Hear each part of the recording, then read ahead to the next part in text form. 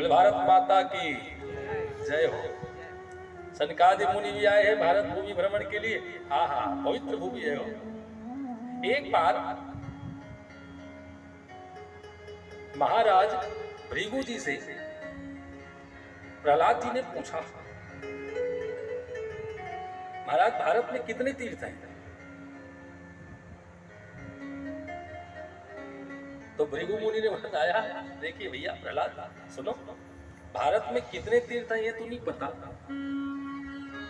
हाँ लेकिन इतना जरूर कह सकता हूं। बोले क्या? जिनका मन शुद्ध है, भाव बढ़िया है, उनके लिए पग पग में तीर्थ है भारत भूमि में। बोले भारत माता की। ये भारत भूमि अपने आप में तीर्थ भूमि है, बस विचार भावना अच्छी होनी चाहिए, उनके लिए पग पग में तीर्थ है। और भाव ही गंदे हो तो तीर्थ में भी जाके कुछ नहीं होने वाला।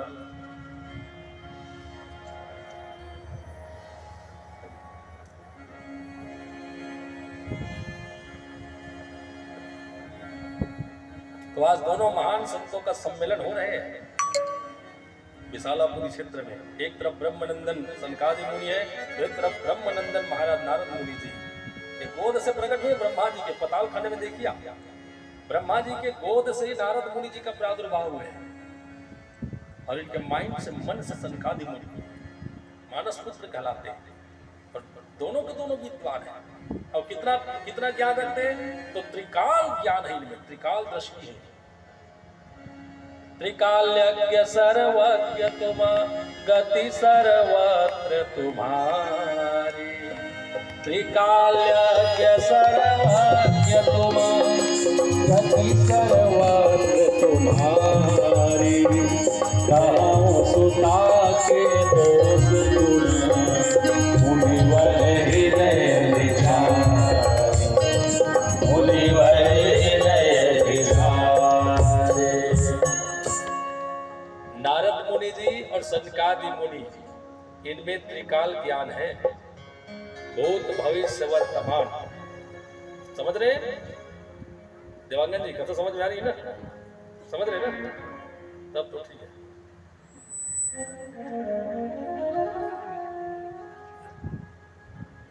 तीनों काल की जानने वाले हैं नारद मुनि जी, सनकादि मुनि जी। भूत भविष्य वर्तमान, past tense, future tense, present tense, तीनों में इनका हाँ गति है, तीनों में है। और ऐसे दोनों महात्माओं का मिलन हो रहे हैं। नारद मुनि जी अपने आप बीती को सुनाया, कहा कहे भैया हम भारत भूमि घूमने आए, भ्रमण करने। सनकादि मुनि ने पूछा क्यों आए वहां? बोले मन शांति के लिए। मैंने विचार किया भारत भूमि में तीर्थों में भ्रमण करके मेरा मन शांत हो जाएगा, मैं मन शांति के लिए आया, सुख पाने के लिए। स्वांतः सुखाय तुलसी रघुनाथ गाथा, मन के शांति के लिए आया था। तो क्या स्वर्ग में मन में शांति नहीं होता क्या? मन को शांति नहीं मिलता? शांति भारत भूमि आना पड़ता है मन शांत करने के लिए। पॉइंट है ना, जो सुख यहाँ है ना किसी लोक में नहीं मिलेगा। बोल भारत माता की।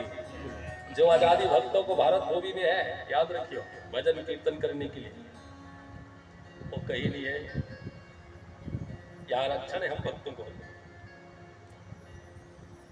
जितना चाहे करो, कोई रोकने टोकने वाला नहीं है।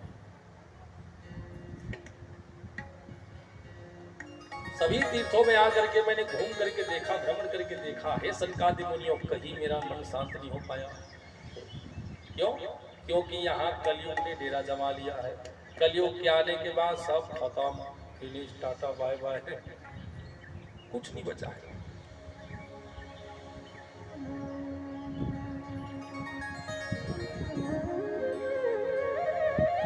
लोगों में स्वार्थ, लोभ, काम, क्रोध ऐसे घर बना लिया है, इन सब अवगुणों से बाहर ही नहीं निकल पा रहे हैं कलयुगी प्राणी।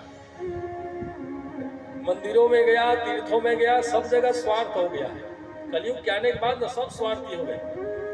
मंदिर भी नहीं छोड़ा लोगों ने, तीर्थ भी नहीं छोड़ा लोगों ने, वहां भी स्वार्थ ने डेरा जमाया है, वहां भी व्यापार हो रहे,